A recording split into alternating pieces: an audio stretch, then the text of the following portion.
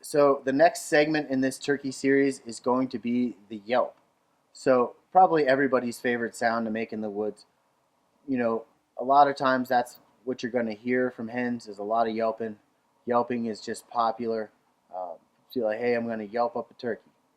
Well, there's a reason, because it's probably the most popular sound to make. So I want to teach you how to yelp on a turkey reel. There's a couple of different ways to do it.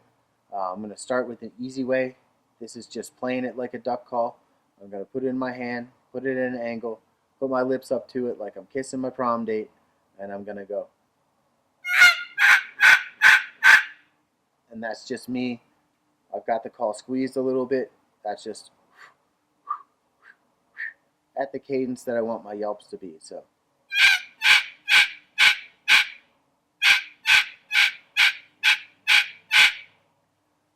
that's the simple way to yelp, and it makes it really easy to go.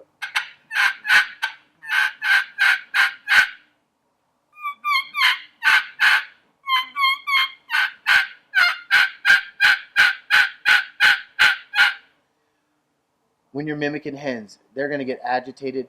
They're going to vary their cadence, and being able to vary your cadence and just pick apart what they're doing and spit it back at them, this call is really easy to do that with.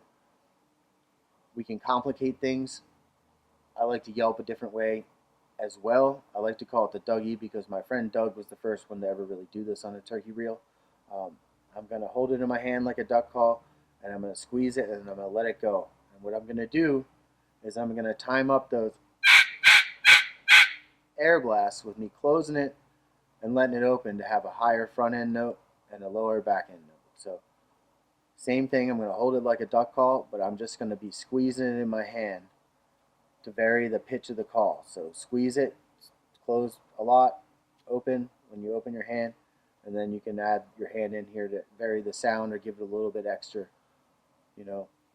Anyways, the way that I do the Dougie, we like to call it the Dougie, is just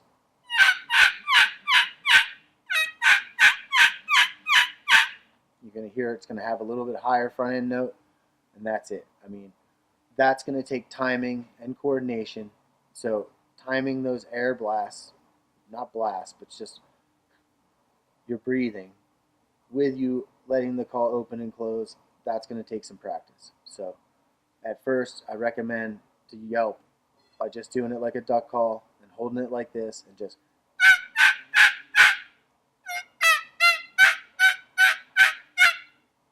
and you can yelp with it hands free.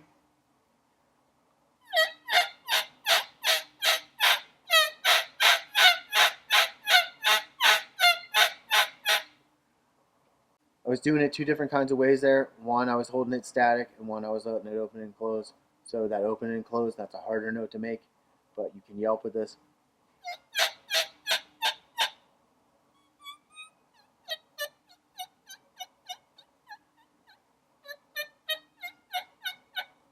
From there, there's so many different kinds of yelps that turkeys make, and I think really the best way to do that is just to practice.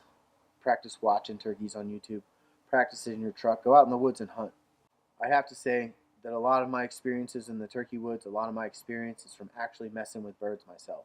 So get out there, get after it, take your call, go out there and see what happens. You can't ever make an omelet without breaking a few eggs. So get out in the woods, find some hens that want to talk to you, talk to them, see what happens.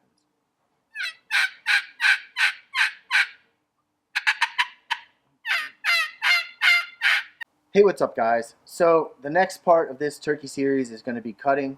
I'm going to add in how to cut and run.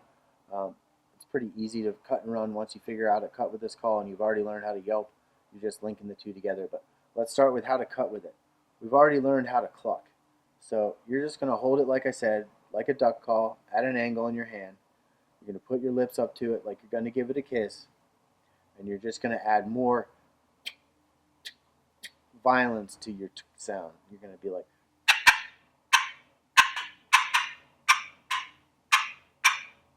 and that's just me being like sharpening everything up, putting more air into that blast, and you're going to adjust the volume and the sharpness of the note by doing that. So pretty simple. Just hold your call, squeeze your hand on it, find that right sweet spot. You know, that's not it. That's not it. Right in the middle there, that's that sweet spot. So, but you know, when you're mimicking birds, birds are going to cut at a higher pitch, birds going to cut at a lower pitch. This call is going to allow you to vary the pitch to perfectly mimic that hen as she's coming in and really piss her off.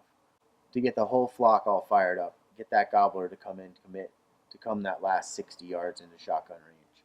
These kind of things can make your hunt go from where I had a bird, he was in the brush, he was gobbling, this and that, to look at this son of a bitch right here. So we all want to be the guy holding up the bird, going home, cutting him up into some nuggets, and enjoying the benefits of being a turkey hunter. So anyways, cut with this call.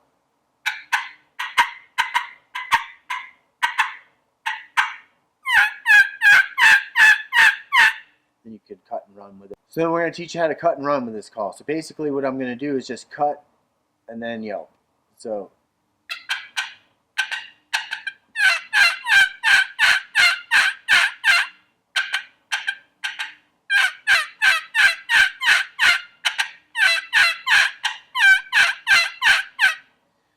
mixing in those cuts and those yelps. Like I said, being able to mimic birds, mimicking birds that are coming in, whatever the birds are coming in doing, whatever you can get that hen coming in to do, whatever you can do in the woods to try and get a gobbler to fire off. A lot of times, if I'm blind calling, I like to cut and run. And I like to do that with this call because it sounds a little bit different than everybody else's call. So, striking up a bird, sometimes they've been messed with. Most of the times where I hunt, they've been messed with. If you get out there on opening day, like, hey, that's a great plan. Get out there opening day. Find a bird, get them roosted, get on them before anybody else. Like, that's an awesome plan. But that plan doesn't always go the way you want it to go. Maybe you missed opening day. Maybe you couldn't hunt, had to take care of your kids, whatever. People got to work. It is what it is. So get out after some birds they've been messed with, having a different kind of sound, having a different kind of call.